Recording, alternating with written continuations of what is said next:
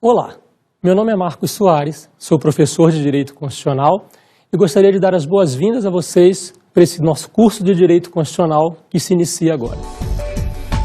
Direito Constitucional. Nada melhor do que iniciar um curso de Direito Constitucional tentando trazer um conceito do que é o direito constitucional. O conceito que eu vou trazer para vocês é de José Afonso da Silva, um dos maiores constitucionalistas do nosso país. Ele disse o seguinte: direito constitucional é o ramo do direito público que expõe, interpreta e sistematiza os princípios e as normas fundamentais do Estado. É a ciência positiva das constituições. Tem por objeto a constituição política do Estado, cabendo a ele o estudo sistemático das normas que integram a Constituição. Como inicia José Afonso da Silva o seu conceito de Constituição? Ele situaliza o direito constitucional como um ramo do direito público, dentro daquela divisão de direito privado e direito público, em que o direito privado trata do direito civil, do direito comercial e o direito público dos demais ramos do direito, como constitucional, administrativo, tributário. Ele situa o direito constitucional como um ramo do direito público. Quais seriam então as funções do direito constitucional? Expor, sistematizar as normas jurídicas. O direito constitucional ele tem uma preocupação com a Constituição. A Constituição é o seu principal objeto. Então vamos tentar conceituar também Constituição. Mas antes de conceituarmos Constituição, eu gostaria de falar sobre as fontes do direito constitucional. Claro, a principal fonte do direito constitucional são as próprias Constituições. Mas além disso nós temos as leis, que podem ser leis complementares, leis ordinárias, leis constitucionais, os atos do Poder Executivo, a jurisprudência dos tribunais, que são as decisões dos tribunais, a forma como eles vêm decidindo. Além disso, o costume e também a doutrina. Todas essas são fontes do direito constitucional. Sendo a Constituição a principal fonte do direito constitucional, vamos mostrar também um conceito do próprio José Afonso da Silva do que é Constituição. José Afonso da Silva diz: Constituição é a lei fundamental de um Estado. Um sistema de normas jurídicas que regula a forma de Estado, a forma de seu governo, o modo de aquisição e o exercício do poder, o estabelecimento de seus órgãos, os limites de sua ação, os direitos fundamentais do homem e as respectivas garantias. As Constituições, nós vamos falar daqui a pouco sobre a classificação das Constituições, e dentre elas vamos ver que a Constituição pode ser analítica ou sintética, material ou formal, enfim. A Constituição pode trazer mais ou menos informação, mas no mínimo ela deve abordar os temas que nós acabamos de comentar. No mínimo ela deve trazer a forma de Estado, a forma de governo, deve falar dos direitos fundamentais. A Constituição ela deve falar como se chega ao poder e como se mantém, como se exerce esse poder. São temas centrais, principais de uma Constituição. Classificação das Constituições. Antes de falarmos propriamente dos critérios de classificação, gostaria de deixar claro que não existe uma classificação certa ou uma errada, ou uma melhor do que a outra. Depende de qual é a finalidade. Existem diversas formas de classificação, de critérios de classificação das Constituições. Vou mencionar aqui para vocês apenas aquelas mais pedidas, as principais, que mais caem nas provas de direito. Vamos iniciar quanto à forma. Quanto à forma, as Constituições se classificam em escrita e não escrita. O que seria uma Constituição não escrita? Seria aquela que não tem nenhum texto escrito? Não, não é isso. A Constituição não escrita ela é formada por leis esparsas, ela é formada por costumes e tradições, ela é formada também por jurisprudência dos tribunais. Então, se eu tenho leis que tratam de matéria constitucional, se eu tenho decisões judiciais que tratam de matéria constitucional, costumes, tradições a respeito de matéria constitucional, esse conjunto forma a Constituição daquele Estado. E que tipo de Constituição é essa? É uma Constituição não escrita. Por outro lado, a Constituição escrita, ela é codificada, ela está presente num texto único, assim como é a nossa Constituição, a Constituição da República Federativa do Brasil, de 1988. Ela é uma Constituição escrita, ela está contida num texto único, que foi feito por uma Assembleia Constituinte eleita para essa finalidade. Exemplo de Constituição não escrita, nós podemos citar a Constituição inglesa. Um outro critério de classificação das Constituições é quanto ao modo de elaboração. Quanto ao modo de elaboração, as Constituições são classificadas em dogmáticas e históricas. Uma Constituição histórica ela é formada pelo lento evoluir das tradições, com o passar do tempo. Então, a matéria constitucional vai se formando, vai se consolidando e vai sendo criada aquela Constituição.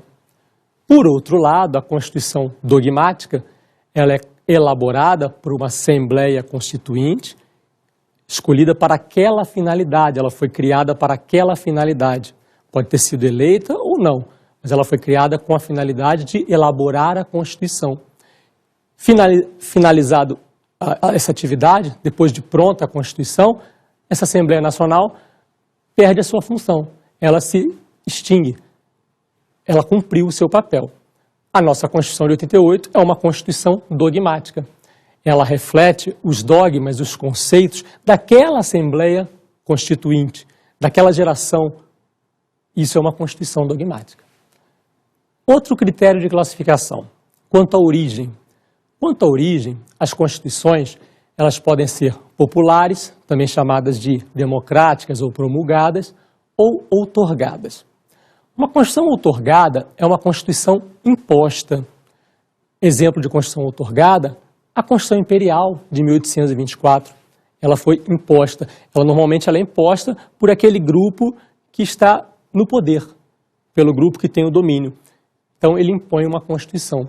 Por outro lado, a Constituição promulgada, ou popular ou democrática, ela é elaborada por uma Assembleia Constituinte eleita pelo povo.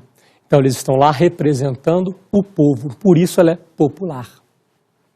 Outro critério ainda, quanto à estabilidade. Quanto à estabilidade, as Constituições são classificadas em imutável, rígida, flexível e semirrígida. Uma Constituição imutável, como o próprio nome já diz, é aquela que não comporta alterações, não pode ser modificada. Vejam bem, uma Constituição que não pode ser modificada, ela em pouco tempo se torna obsoleta. Por quê? Porque a sociedade evolui com o passar do tempo. Uma outra classificação de Constituição, Constituição rígida. O que é uma Constituição rígida? Seria uma Constituição que não pode ser alterada? Não. Essa é a imutável. A Constituição rígida é aquela que pode ser alterada sim, mas o seu processo de alteração, o processo de modificação, é mais rígido, mais solene, mais dificultoso do que o processo de elaboração das normas infraconstitucionais, por exemplo, das leis ordinárias. Daqui a pouco nós vamos comentar como se emenda a Constituição atualmente, como ela pode ser alterada por meio de uma emenda constitucional. E nós vamos ver que é um processo mais solene, mais rígido, mais difícil do que se elaborar uma lei ordinária, uma lei complementar, por exemplo. Uma outra classificação ainda, dentro do critério da estabilidade, são as Constituições flexíveis. As Constituições flexíveis, elas são facilmente alteradas. Elas são alteradas da mesma forma que se elabora as normas infraconstitucionais, que se elabora, por exemplo, a legislação ordinária. Por isso elas são flexíveis. E por fim, semirrígida é uma Constituição que ela é parte rígida, parte flexível. Para alterar alguns artigos dessa Constituição, exige-se esse quórum mais extenso, esse critério mais difícil, mais rigoroso, enquanto que a outra parte da Constituição ela é alterada da mesma forma que a legislação ordinária, que as normas infraconstitucionais. Exemplo de Constituição semirrígida foi a Constituição de 1824, a Constituição Imperial. Parte da Constituição era alterada por meio de um processo mais elaborado, enquanto que o restante poderia ser alterado da mesma forma que as normas infraconstitucionais. Outro critério ainda é quanto à extensão. As Constituições elas podem ser analíticas ou sintéticas. Uma Constituição sintética, uma Constituição curta, ela não se aprofunda nos temas, ela é uma Constituição reduzida. Exemplo de Constituição sintética, a Constituição norte-americana. Já uma Constituição analítica, ela é extensa, ela fala sobre diversos assuntos. Além de falar sobre diversos assuntos, ela entra nos detalhes. A nossa Constituição é uma Constituição analítica. Por exemplo, ela fala sobre direito tributário. Alguns doutrinadores entendem que isso não é matéria para estar na Constituição, que isso deve ser tratado por normas infraconstitucionais, pela lei. A nossa Constituição ela fala bastante sobre direito tributário e ela desce o detalhe, ela desce as minúcias. Então, nós temos uma Constituição analítica. Um problema da Constituição analítica é que ela tem que ser muito alterada. E como ela resolveu falar muito sobre diversos assuntos, se ela não for emendada com frequência, em pouco tempo ela pode se tornar também obsoleta, desatualizada. Já a Constituição sintética não. Como ela fala pouco, ela não precisa ser tão alterada assim. Por fim, um outro critério importante também é quanto ao conteúdo. E as Constituições podem ser classificadas em material ou formal. Uma Constituição material é aquela que traz apenas matéria constitucional. Fala, por exemplo, dos direitos fundamentais, da forma de Estado, forma de governo, da forma de chegada ao poder e de exercício do poder, de manutenção do poder, por exemplo. Já uma Constituição formal, não.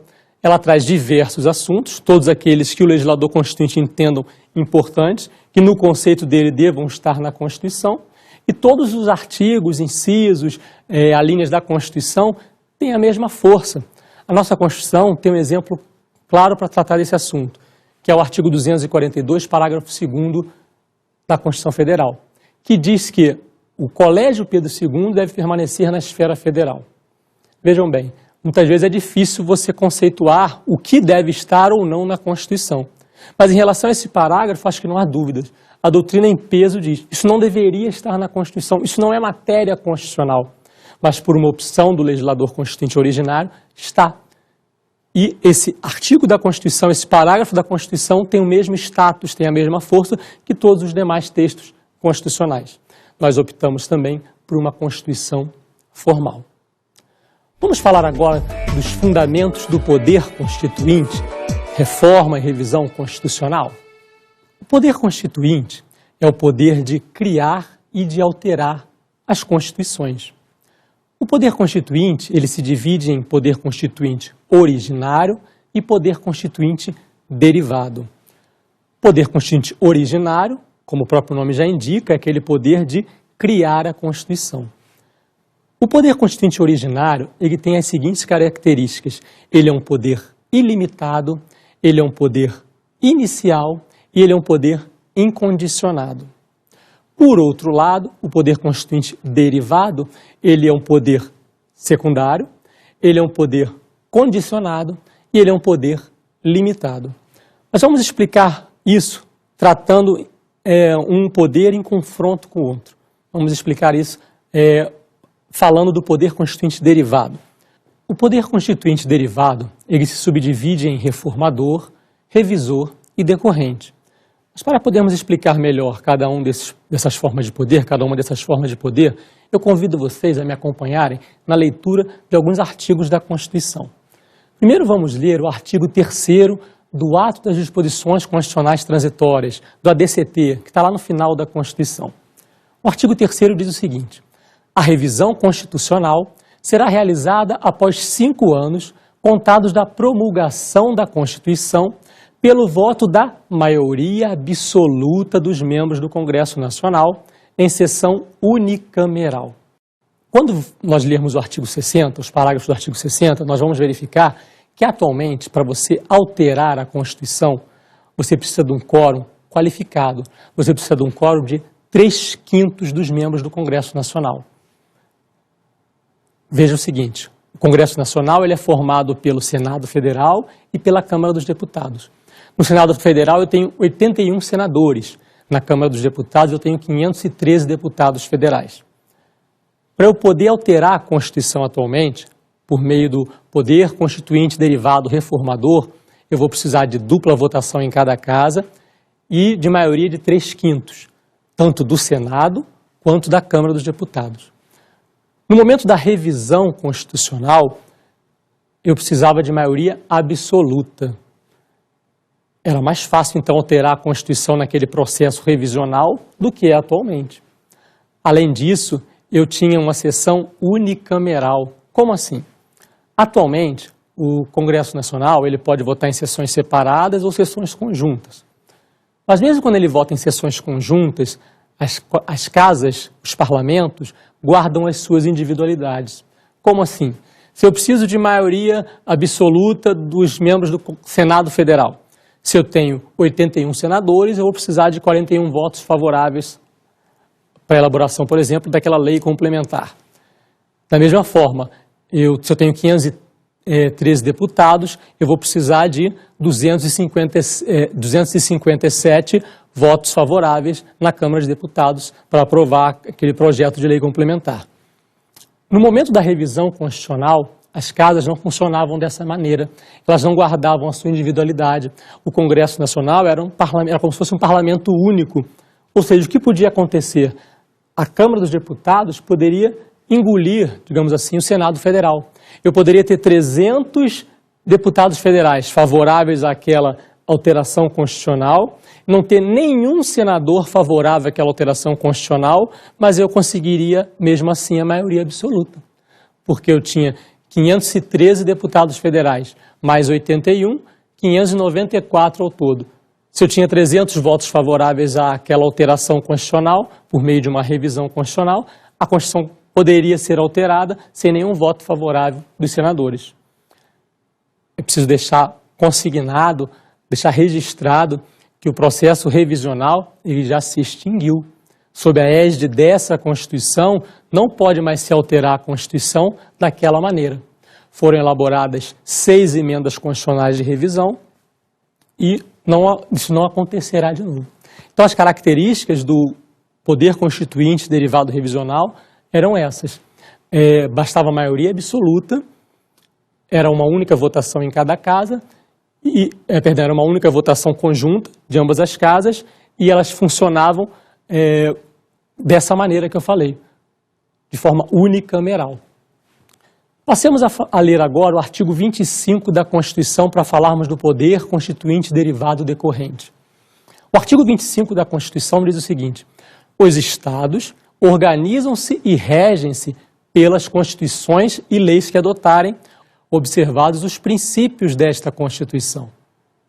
Então, o legislador constituinte, originário, em função de nós adotarmos como forma de Estado uma federação, nós temos o Estado federativo, ele reconhece aos Estados essa prerrogativa de elaborarem constituições. Então, esse poder dos Estados de elaborarem suas próprias constituições, obviamente, respeitando o texto da Constituição Federal, é o chamado poder constituinte derivado decorrente. Esse poder ele é secundário, ele também sofre limitações e ele sofre condições. Por fim, vamos ler agora o artigo 60 da Constituição Federal. E eu peço a vocês que marquem um asterisco ao lado do artigo 60, porque ele cai muito em prova, ele é muito pedido em prova. Vamos então ver o que diz o artigo 60 da Constituição? Constituição Federal, artigo 60. A Constituição poderá ser emendada mediante proposta. Inciso 1. De 1/3, no mínimo, dos membros da Câmara dos Deputados ou do Senado Federal. Inciso 2. Do Presidente da República. Inciso 3. De mais da metade das Assembleias Legislativas das unidades da Federação, manifestando-se cada uma delas pela maioria relativa de seus membros. Vejam o seguinte: um senador ou um deputado federal, de forma individual, não pode propor uma alteração da Constituição. Não pode propor uma emenda constitucional. Terá que ser, no mínimo, 1/3. Por exemplo, 1/3 dos senadores, nós temos 81 senadores, 27 senadores têm que, em conjunto, propor aquela alteração constitucional. Além de 1/3 dos senadores e dos deputados federais, nós temos no inciso 2 o Presidente da República, ele pode também propor emendas à Constituição Federal, e a maioria das Assembleias Legislativas, né? Nós temos 27 unidades da Federação, 26 estados e o Distrito Federal. Então, se essas unidades da Federação se juntarem e a maioria delas pretender essa alteração, também poderão propor alteração constitucional. Vejamos agora, então, os parágrafos do artigo 60 da Constituição. Vamos ler o parágrafo 1º do artigo 60. A Constituição não poderá ser emendada na vigência de intervenção federal, de estado de defesa ou de estado de sítio. Observem o seguinte, o legislador constituinte originário, ele imaginou que alterar uma Constituição, alterar o texto constitucional, seria algo a se pensar, seria algo que deveria ser realmente feito sob um ambiente de serenidade. Um momento de intervenção federal, um momento de declaração de estado de defesa ou estado de sítio, que são estados de legalidade extraordinária, são momentos em que o país vive uma conturbação, são momentos em que alguns direitos são restritos, não seria um momento adequado para se alterar a Constituição, para se mexer no texto constitucional. Então nós temos aqui uma limitação circunstancial. Nessa situação, a Constituição não pode ser alterada. Vamos ver agora o que diz o parágrafo 2º da Constituição. Parágrafo 2º. A proposta será discutida e votada em cada casa do Congresso Nacional em 2 turnos, considerando-se aprovada se obtiver em ambos 3/5 dos votos dos respectivos membros.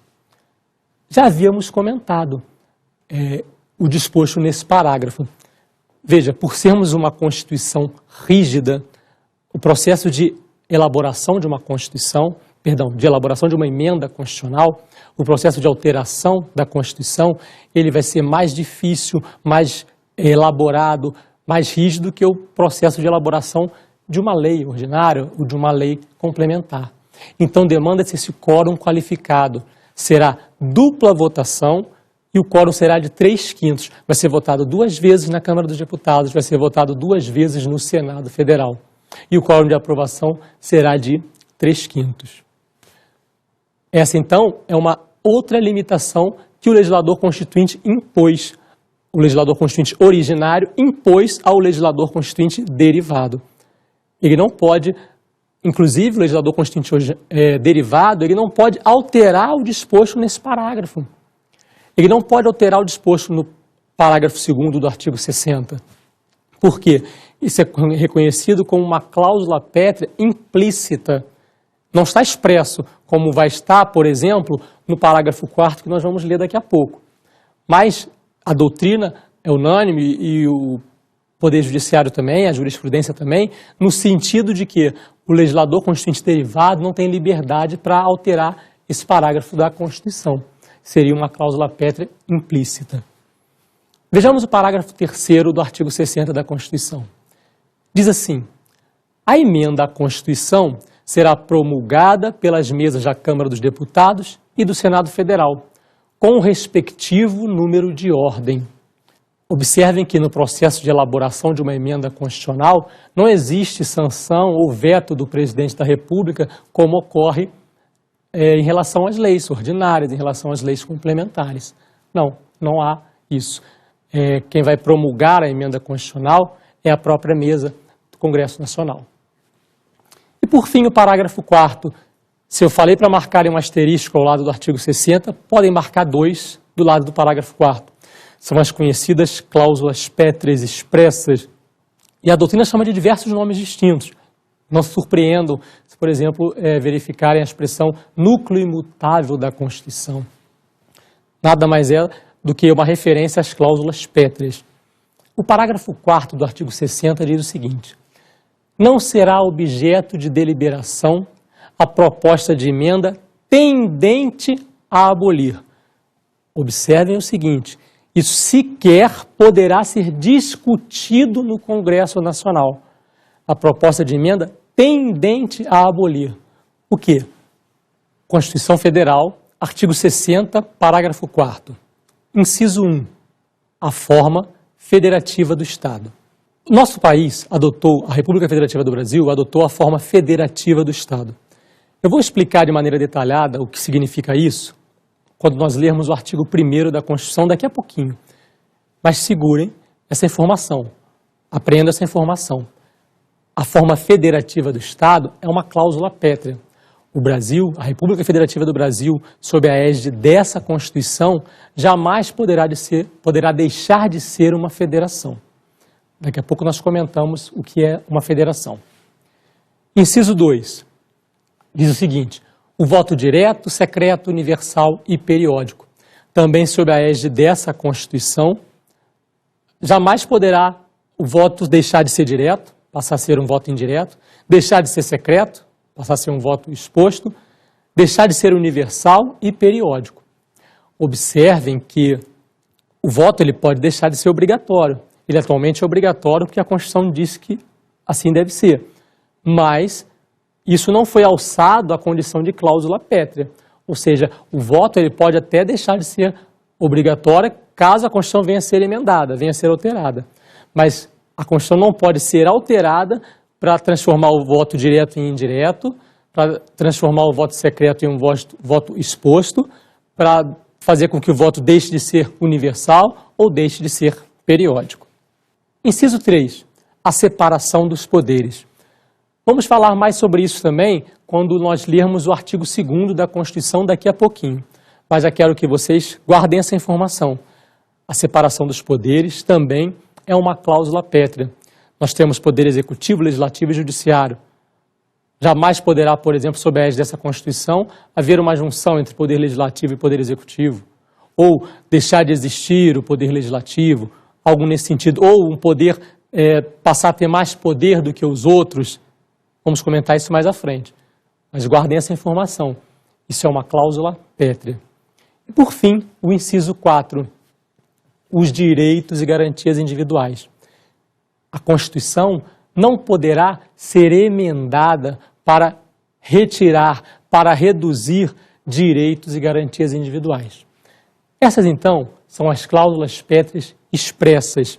Volto a dizer que existem as cláusulas pétreas implícitas, como, por exemplo, o caput do artigo 60, o parágrafo 2º do artigo 60, e há outros artigos também da Constituição que não podem ser alterados. Isso aí é o que diz a doutrina e também a jurisprudência. Por fim, o parágrafo 5º do artigo 60 da Constituição diz que a matéria constante de proposta de emenda rejeitada ou havida por prejudicada não pode ser objeto de nova proposta na mesma sessão legislativa. Vemos que isso aí é uma limitação temporal, mas não no sentido de impedir que haja uma emenda à Constituição durante um determinado período de tempo. O legislador constituinte originário, ele não impôs limitações temporais, como fez, por exemplo, o legislador constituinte originário ao elaborar a Constituição Imperial de 1824. Sob a égide da Constituição Imperial, existia um artigo que dizia que num prazo de 4 anos, a contar da data da promulgação daquela Constituição, a Constituição não poderia ser alterada, a Constituição não poderia sofrer emendas. O nosso legislador, constituinte originário de 1988, não impôs limites. Ele disse o seguinte, que após 5 anos da promulgação e publicação da Constituição, a Constituição passaria por um processo de revisão constitucional, como aconteceu, como eu falei para vocês, no qual foram elaboradas 6 emendas constitucionais de revisão. Mas antes disso, a Constituição já havia sido alterada por meio do processo de alteração efetuado pelo legislador constituinte, derivado reformador, na forma como nós vimos agora no artigo 60 da Constituição. Então, fixando as limitações ao poder constituinte derivado, elas são classificadas comumente pela doutrina em 4 grupos. Limitações temporais, friso para vocês, não foram impostas pelo legislador constituinte originário.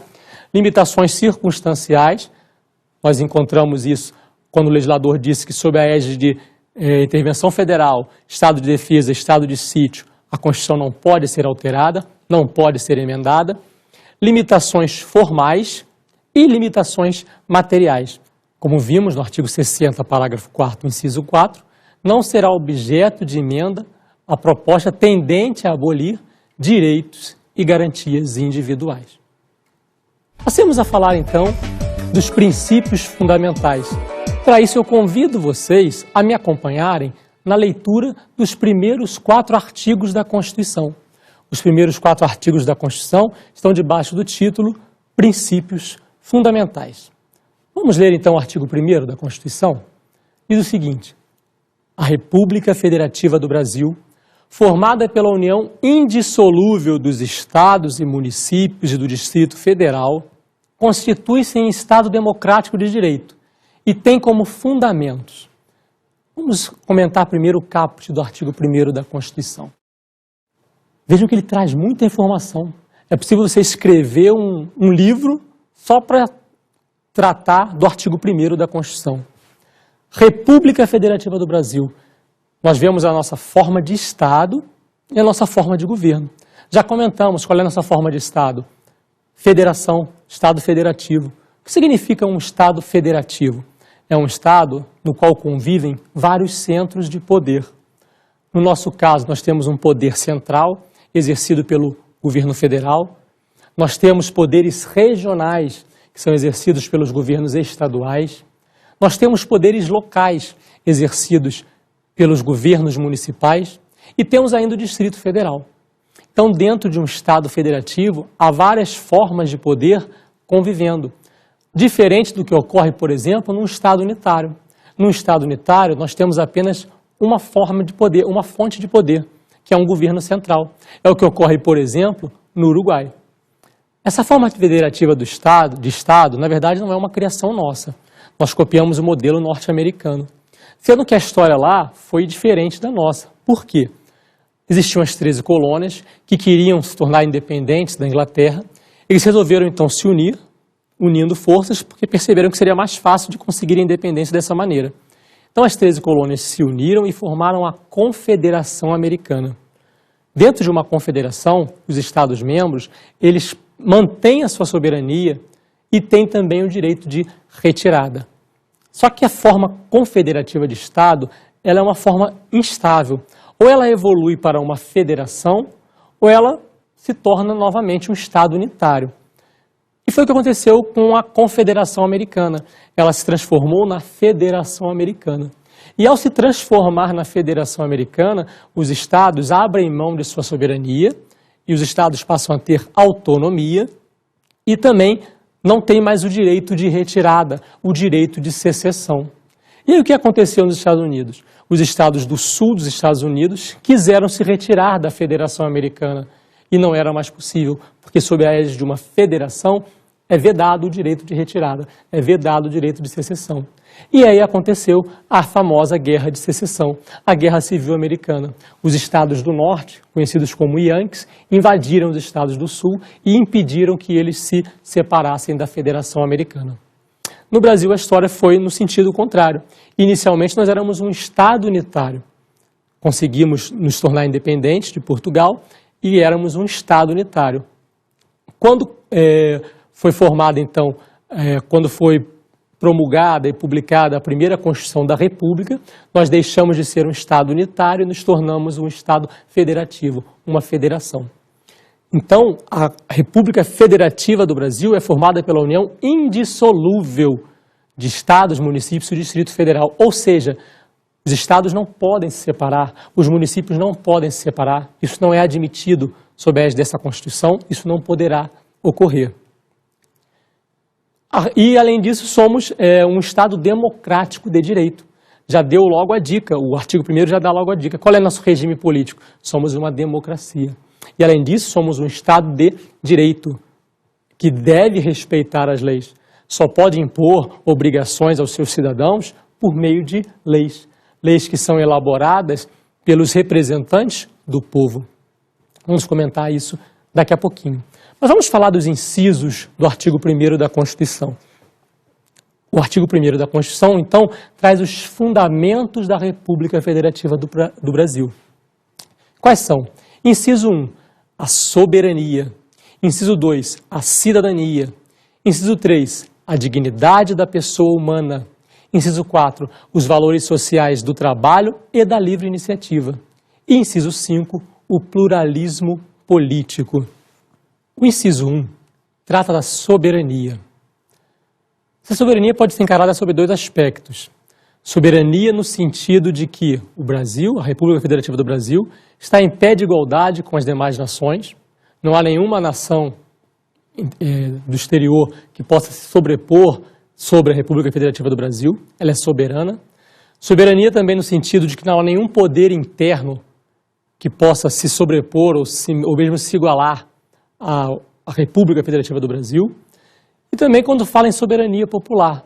O parágrafo 1º do artigo 1º da Constituição fala justamente sobre isso.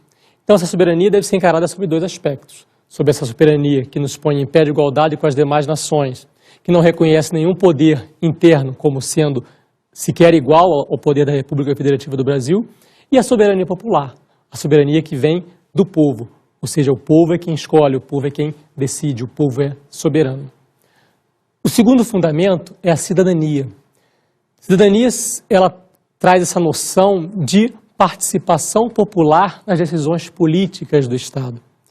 Os direitos de cidadão. O cidadão tem o direito de participar da vida política, tem o direito de votar, tem o direito de ser votado, tem o direito de participar das decisões que são tomadas, de escolher os seus representantes e assim por diante. Esse é um outro fundamento da República Federativa do Brasil. Terceiro fundamento, dignidade da pessoa humana. Esse fundamento ele é de uma importância notória, não só dentro da República Federativa do Brasil, como no mundo inteiro. Há diversos tratados de direito internacional que expõem a importância da dignidade da pessoa humana. O que adianta um Estado de direito que não reconhece a dignidade da pessoa humana? Ou seja, ele pode fazer tudo de acordo com a lei, sendo que as leis não vão respeitar a dignidade da pessoa humana. Muito do que foi feito na Alemanha nazista no período da Segunda Guerra foi feito sob o amparo da lei. E não preciso nem dizer que ali não havia, em muitas das situações, respeito à dignidade da pessoa humana. Valores sociais do trabalho e da livre iniciativa. O legislador constituinte aí já marcou a nossa posição, a nossa opção pelo regime capitalista. O respeito à livre iniciativa, o respeito a esse espírito empreendedor. Se você está numa situação de vida melhor, você conseguiu essa situação porque trabalhou para isso, porque se empenhou para isso, não, isso é justo, isso deve ser respeitado. Não tem essa de todo mundo ter os mesmos direitos, como num país comunista, por exemplo. O Estado vai escolher quantos pares de calçado você tem, quantas roupas você tem, e todo mundo vai estar na mesma situação. Não, aqui é um respeito à livre iniciativa, deve-se fomentar a livre iniciativa, isso é um fundamento da República Federativa do Brasil. Mas há um refreio, valores sociais do trabalho, ou seja, marcou a opção pelo regime capitalista, mas não o capitalismo selvagem, no qual o capital ele domina o trabalho, o capital ele é mais importante que o trabalho. Não, marcou nossa opção pelo regime capitalista, mas valorizando-se também o trabalho. Por isso fala em valores sociais do trabalho. E por fim, o pluralismo político. Somos uma sociedade plural, há diversos partidos políticos aqui, mas preste atenção, o pluralismo político não se restringe ao pluralismo partidário, até porque não se exerce a política, não se faz política somente por meio de partidos políticos. Não, por meio de outros grupos, de associações, de sindicatos e assim por diante. Então, talvez o pluralismo partidário seja aquilo que nós pensamos quando falamos em pluralismo político, mas o pluralismo político é maior do que isso. O pluralismo político seria o gênero, enquanto que o pluralismo partidário seria a espécie. Constituição Federal, artigo 1º, parágrafo único. Todo poder emana do povo, que o exerce por meio de representantes eleitos ou diretamente nos termos desta Constituição. Já havíamos comentado o parágrafo único, mas quero frisar aqui que o poder emana do povo, que pode exercê-lo por meio de representantes eleitos, por exemplo, quando elegemos deputados, quando elegemos vereadores, deputados estaduais, ou diretamente, como na forma encontrada no artigo 14 da Constituição, que fala sobre plebiscito, referendo, sobre iniciativa popular. Passemos ao disposto no artigo 2º da Constituição. O artigo 2º da Constituição Federal diz: são poderes da União, independentes e harmônicos entre si, o legislativo, o executivo e o judiciário. Essa tripartição de poderes foi idealizada por Montesquieu. Ao elaborar a sua tese, ele imaginava uma separação rígida de poderes. A doutrina atual, ela trouxe uma flexibilização para essa divisão de poderes. É considerado atualmente que o poder é um só, que o poder é uno e indivisível. Na verdade, o que existe é uma divisão de tarefas que proporciona uma especialização, ou seja, o poder legislativo, ele tem por funções típicas legislar e fiscalizar. O poder executivo tem por função típica executar ou administrar, enquanto que o poder judiciário tem por função típica exercer a jurisdição. Entretanto, todos os poderes, além de suas funções típicas, exercem também funções atípicas. O poder executivo, por exemplo, legisla quando o presidente da República edita uma medida provisória ou quando ele participa do processo legislativo por meio de iniciativa, de sanção ou voto. O poder legislativo, por sua vez, julga, por exemplo, quando o Senado Federal julga o presidente da República em crimes de responsabilidade e que está atuando como um tribunal. Por outro lado, o poder legislativo também, ele administra quando ele, por exemplo, faz suas licitações, promove suas licitações, questões de pessoal e assim por diante. Então, há essa divisão de poderes, mas volto a dizer, a doutrina encara ela de maneira mais flexível. Cuidado, gente. Alguns falam em quarto poder, o Ministério Público seria um quarto poder, que o Tribunal de Contas seria um quinto poder. Vamos adotar uma posição mais cautelosa. O artigo 2º da Constituição fala que os poderes são executivo, legislativo e judiciário. Para fins de prova, eu acho que isso é mais prudente. O artigo 3º da Constituição diz o seguinte: constituem objetivos fundamentais da República Federativa do Brasil. Inciso 1. Construir uma sociedade livre, justa e solidária. Inciso 2. Garantir o desenvolvimento nacional. Inciso 3. Erradicar a pobreza e a marginalização e reduzir as desigualdades sociais e regionais. E inciso 4. Promover o bem de todos, sem preconceitos de origem, raça, sexo, cor, idade e quaisquer outras formas de discriminação. Observem que há 4 verbos no infinitivo que indicam uma atuação do Estado. O Estado ele deve construir uma sociedade livre, justa e solidária. Ele deve garantir o desenvolvimento nacional. Ele deve erradicar a pobreza. E cuidado, erradicar a pobreza e a marginalização e reduzir as desigualdades sociais. Porque o legislador constituinte originário ele não teve a ilusão de acabar com as desigualdades. Não, mas ele quer reduzir e promover o bem de todos. Aí também um processo mnemônico que nos ajuda a fixar, que é o COGAERPRO. COGAERPRO, construir, garantir, erradicar, promover. Ajuda a gente a fixar. Gente, cuidado. O título 1 da Constituição, ele tem o tópico Princípios Fundamentais, sendo que o artigo 1º fala em fundamentos, o artigo 3º ele fala em objetivos fundamentais, e no artigo 4º que nós vamos ver agora, fala-se em princípios que regem a República Federativa do Brasil nas suas relações internacionais. O examinador, às vezes, costuma mesclar isso. Ele pede um objetivo fundamental e coloca um fundamento. Atenção para isso, para não perder uma questão de prova por bobeira. Tudo são princípios fundamentais, sendo que os do artigo 1º são os fundamentos, do artigo 3º são os objetivos fundamentais e do artigo 4º os princípios que regem a República Federativa do Brasil nas suas relações internacionais. Passamos então à leitura do artigo 4º da Constituição. A República Federativa do Brasil rege-se nas suas relações internacionais pelos seguintes princípios. Inciso 1, independência nacional. Inciso 2, prevalência dos direitos humanos. Inciso 3, autodeterminação dos povos. Inciso 4, não intervenção. Inciso 5, igualdade entre os Estados. Inciso 6, defesa da paz. Inciso 7, solução pacífica dos conflitos. Inciso 8, repúdio ao terrorismo e ao racismo. Inciso 9, cooperação entre os povos para o progresso da humanidade. E, por fim, inciso 10, concessão de asilo político. Por que nós pugnamos pela não intervenção? Porque nós defendemos que há igualdade entre os Estados. Porque nós defendemos a independência nacional. Então vejam que esses incisos acabam se misturando, falando quase que a mesma coisa. Por que que nós concedemos asilo político? Por causa da prevalência dos direitos humanos. Então eles estão bastante relacionados.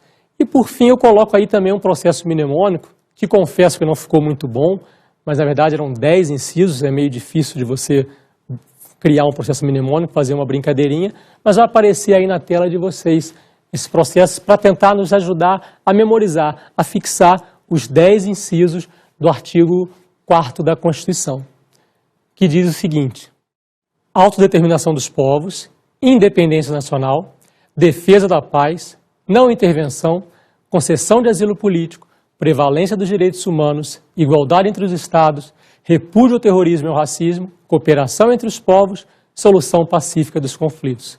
Então fica assim no processo mnemônico. Ainda não comprei recos. Horrível, né?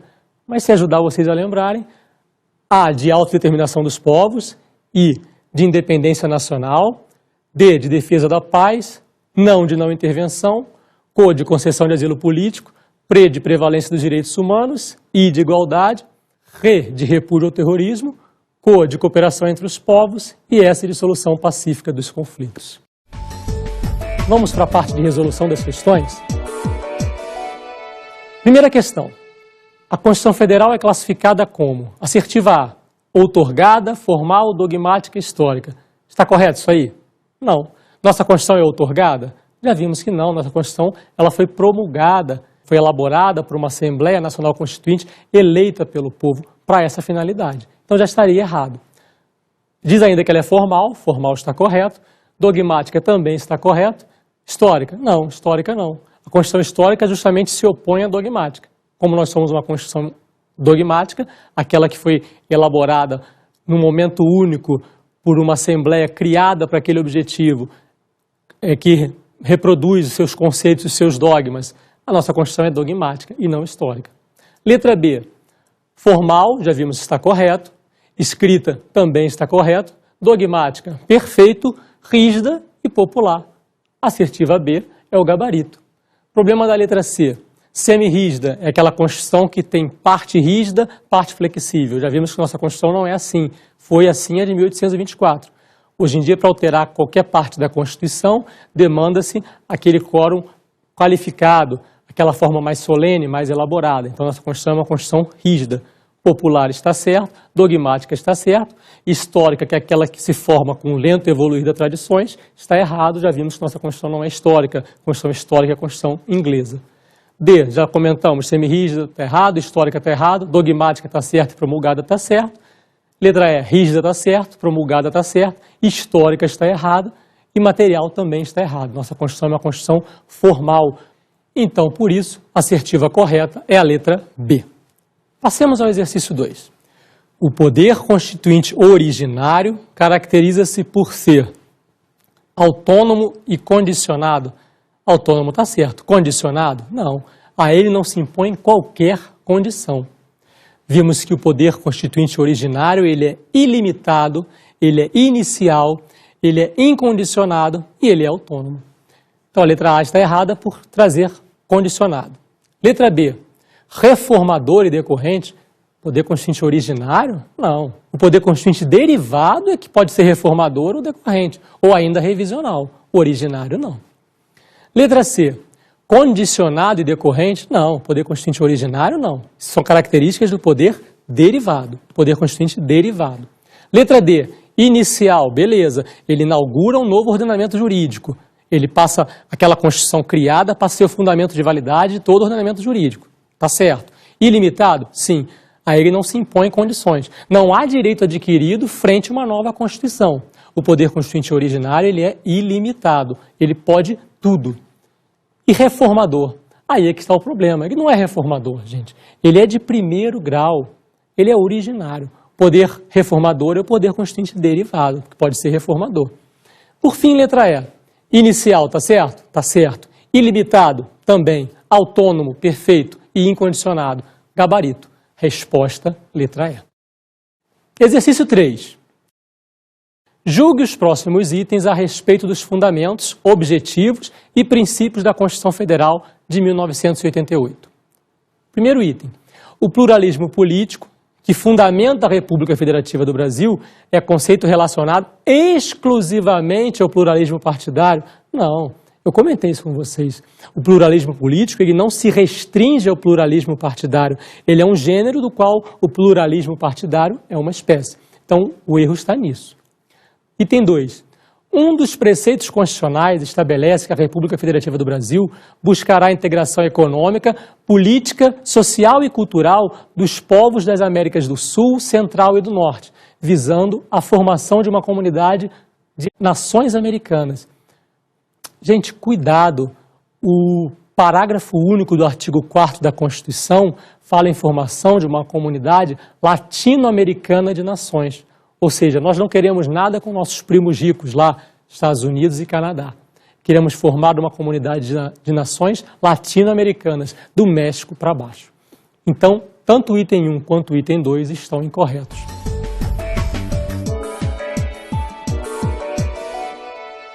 Como dicas de estudo, eu indico planalto.gov.br e stf.jus.br. Bons estudos para vocês!